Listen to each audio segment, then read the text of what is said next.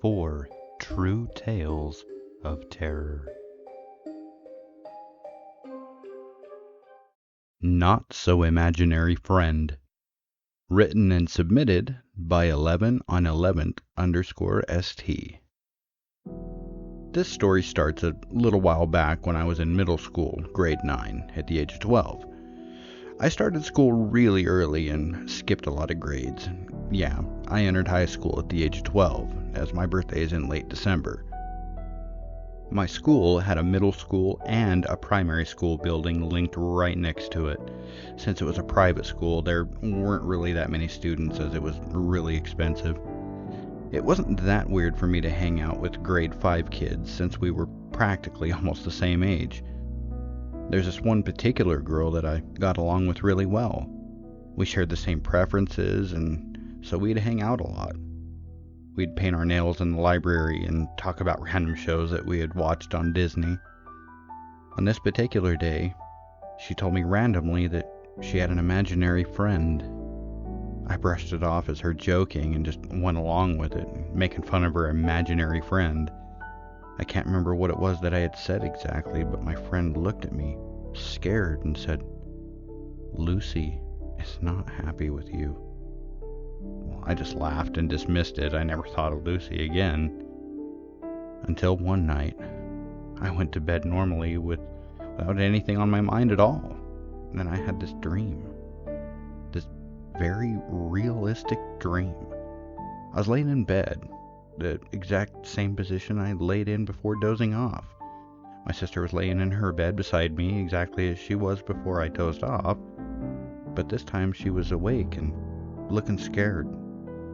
I was also scared. We were both looking at the door, the bathroom door. That's when I started to hear a lot of banging and attempts to open the door.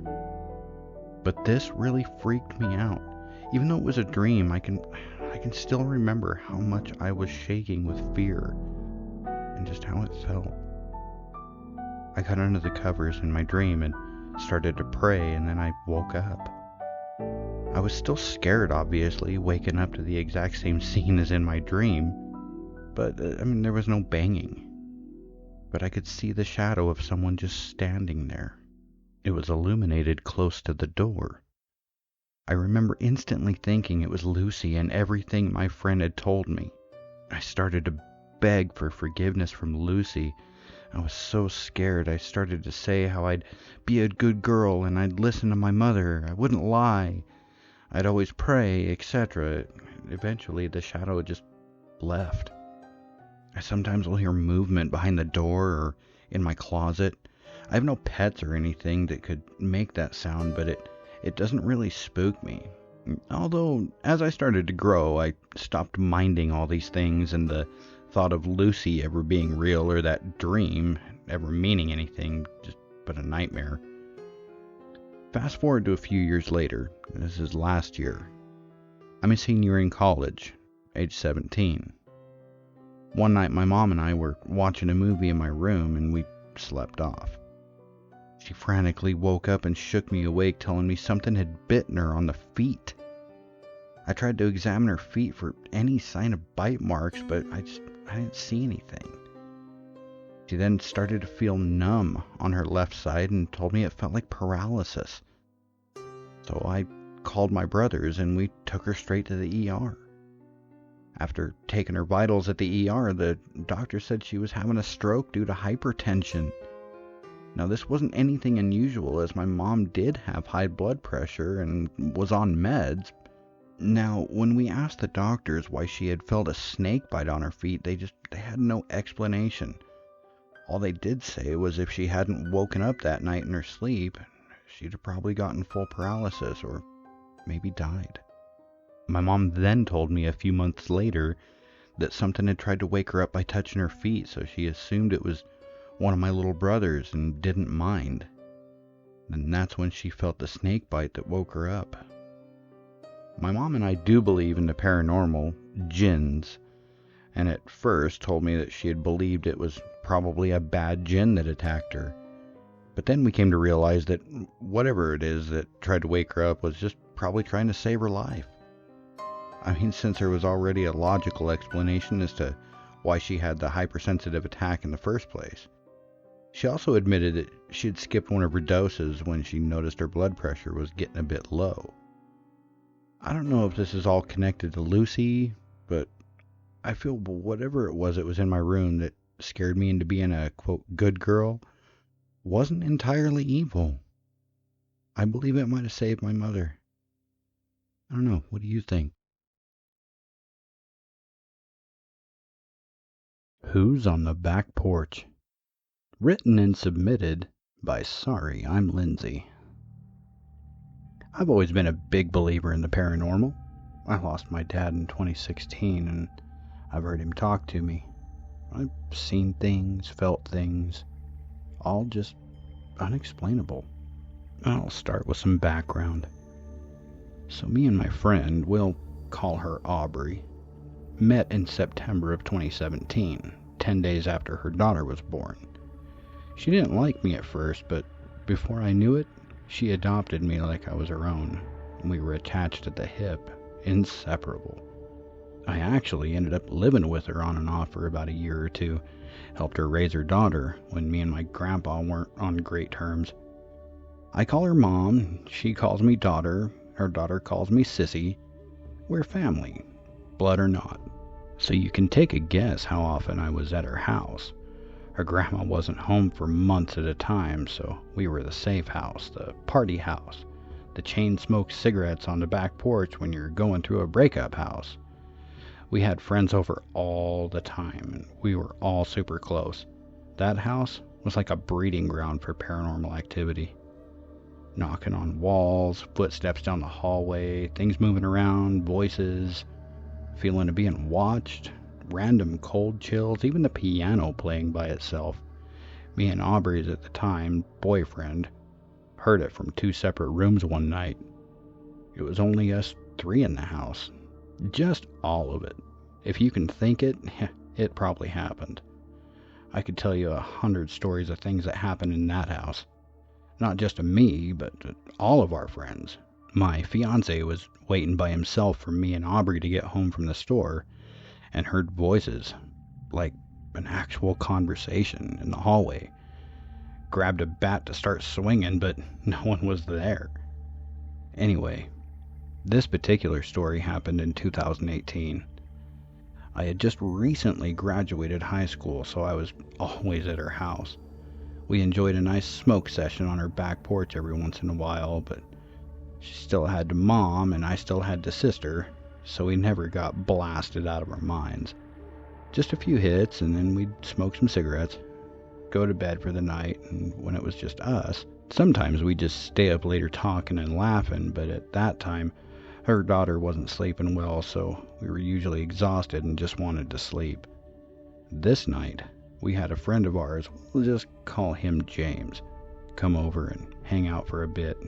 We all smoked a little bit, smoked a few cigarettes, talked and laughed, and then James left, and we decided to call it a night, because Aubrey was exhausted, and I didn't want to be out there alone, so I came inside too. So Aubrey goes back to bed, and she always turned her phone to Do Not Disturb, because she didn't want to wake up her daughter. Since it was always a fight to get her to sleep, we did everything we could to not wake her up. A brief layout: you walk into the front sitting room from the front door. There's the hallway to the left that leads to the bedrooms. Aubrey's was the last on the left, and bathroom. And to the right, there's the doorway to the kitchen, all the way to the right on the north wall, and the doorway to the living room right next to it on the east wall. There's a pull-out couch in the sitting room that you can see into the kitchen from, so I have a clear look to the porch as well as the TV from where I'm laying on the pull-out couch. I've been inside for probably, about an hour or two. I'm not super tired this night, so I'm facing away from the doorway, scrolling through Instagram, when I suddenly hear a high-pitched frequency sound. So I sit up on the pull-out, trying to see what direction it's coming from, when I realize the TV got left on, but it's just a black screen, like if your gaming console goes into rest mode or cable box turns off. Still on, but nothing on the screen, so I just shrugged it off. It's just a TV. Then as I'm going to roll over to lay back down, I see someone sitting in Aubrey's chair on the back porch, smoking a cigarette. We all had our own assigned chairs outside, so when you first walked out of the sliding door, mine was on the left, hers is on the right, just your typical swivel patio chairs with the other chairs just around, making a circle. The little table out back had the ashtray on it, where we set our drinks and etc. The back porch light is on, so I can see clearly that someone's sitting there. But when the kitchen light's on too, it creates a glare on the glass door of anything that was sitting on the kitchen table. At first, I'm kind of moving my head around trying to get different views from where I'm sitting. Maybe somehow the glare is making it look like someone's sitting there and my eyes are just playing tricks on me. But no, this is a person. So then I start to think, well, maybe James forgot his smokes or something. But he would have called or texted to let me know he was coming back to grab them. And especially would have said something if he was just going to hang around to smoke a cigarette, alone or otherwise. So I'm looking and trying to figure out who the hell's smoking a cigarette on our back porch when we're not even out there with him, without even telling us that they'd be there. When it looks at me dead in the eyes, and I froze. I felt like I couldn't move, I couldn't breathe. My body was covered in chills. Then it stands up. But I don't stick around long enough to find out whether it's going to walk right through the door like Casper, the friendly ghost, or knock on the door like a person. I grab my phone and run to the bathroom, texting Aubrey over and over, telling her someone's outside and I don't know who it is. But, of course, she's not answering because her phone's on Do Not Disturb.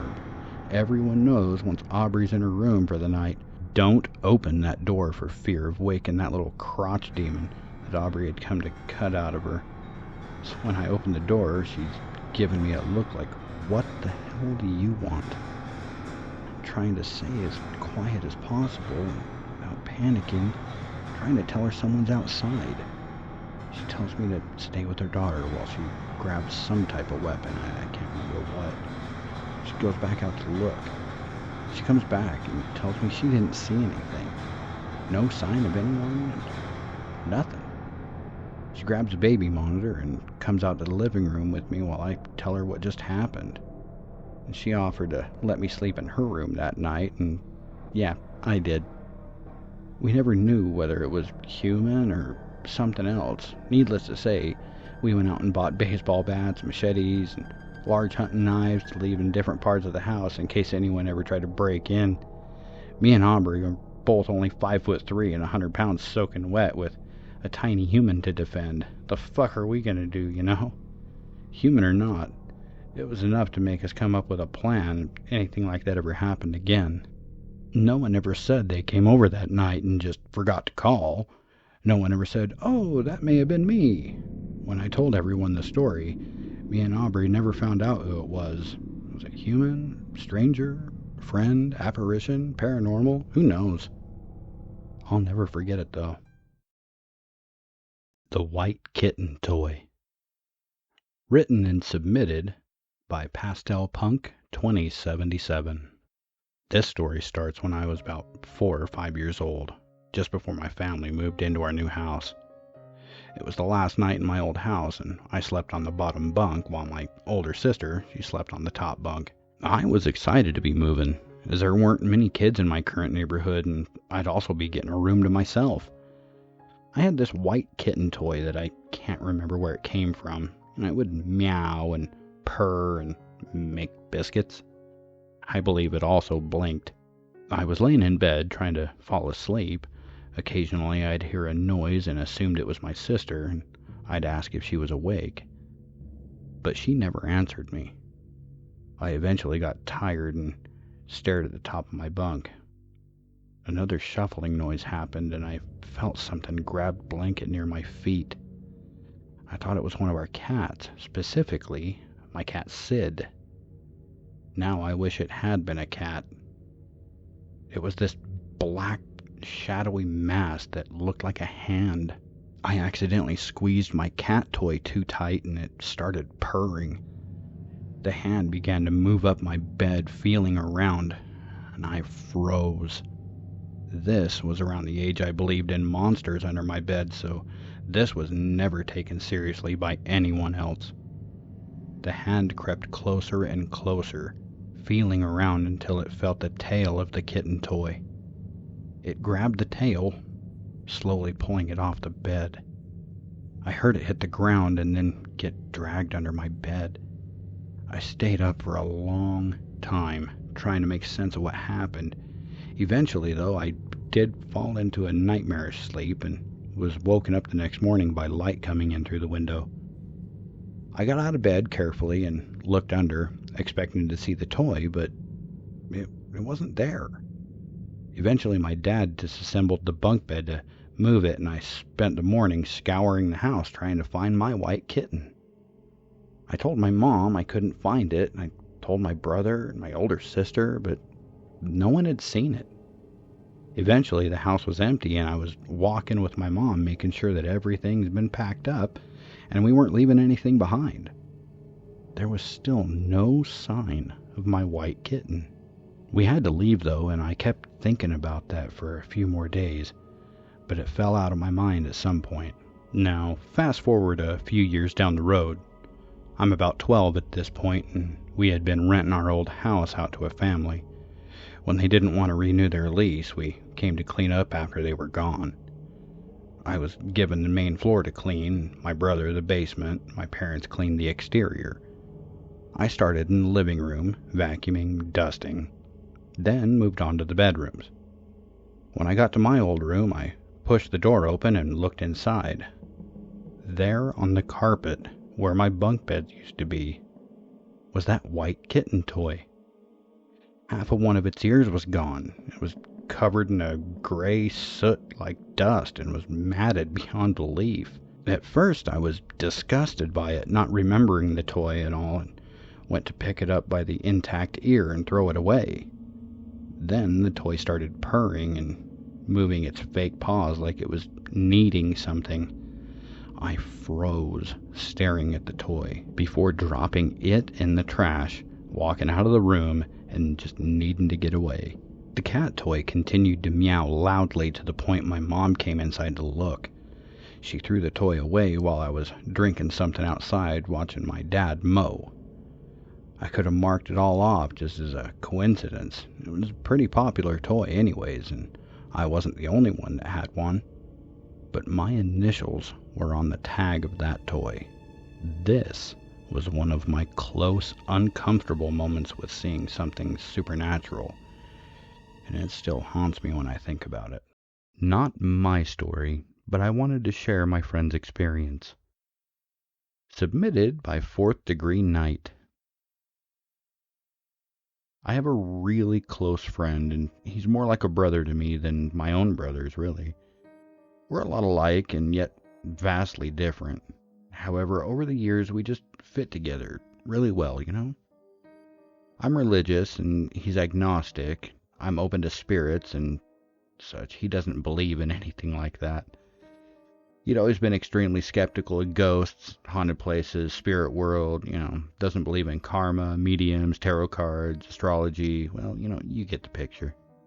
I, on the other hand, believe in spirits and think hauntings could be evil spirits. Well, not to get too much into that.